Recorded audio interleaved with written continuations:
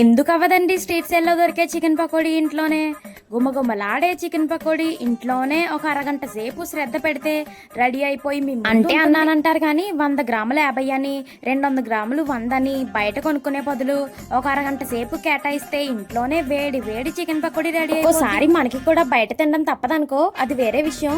ముందు మేకింగ్ చూసి ముందుగా శుభ్రం చేసుకున్న చికెన్ ని క్యూబ్ షేప్ లో కట్ చేసుకుని అందులో పసుపు, ఉప్పు, కారం అలాగే చేతికి దొరికినన్ని మసాలాలు వేసేయండి.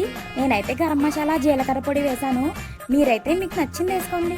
కొంచెం అల్లం వెల్లుల్లి పేస్ట్ అలాగే నిమ్మకాయ రసం కూడా వేసుకుని బాగా మిక్స్ చేసుకుని ఒక 10 మినిట్స్ అయితే రెస్ట్ ఇచ్చే. 10 మినిట్స్ తర్వాత అందులో ఒక ఎగ్ బ్రేక్ చేసి వేసి అలాగే కొంచెం రైస్ ఫ్లోరు, శనగపిండి కూడా వేసుకుని బాగా మిక్స్ చేసుకుని అదొక 10 నిమిషాలు పక్కకు పెట్టేసుకుంటే మంచిగా మ్యాగ్నేట్ అయితే అవుతుంది. నేనైతే టైం లేక 10 మినిట్సే మ్యాగ్నేట్ చేశాను, కానీ ఒక అరగంట అలా మ్యాగ్నేట్ చేస్తే భలే సాఫ్ట్గా క్రిస్పీగా వస్తాయండి. ఇంకేముంది, ప్యాన్ పెట్టుకుని అందులో డీప్ ఫ్రైకి సరిపడే ఆయిల్ వేసి, నేనైతే ఎప్పుడు చేత్తో వేసే సాహసం చేయలేదు కానీ ఒక్కొక్కటిగా స్పూన్తో అయితే వేసి హై టు లో ఫ్లేమ్ లో గోల్డెన్ బ్రౌన్ కలర్ వచ్చేదాకా ఫ్రై చేసి ఒక ప్యాన్ లో అయితే తీసేసుకోవాలండి.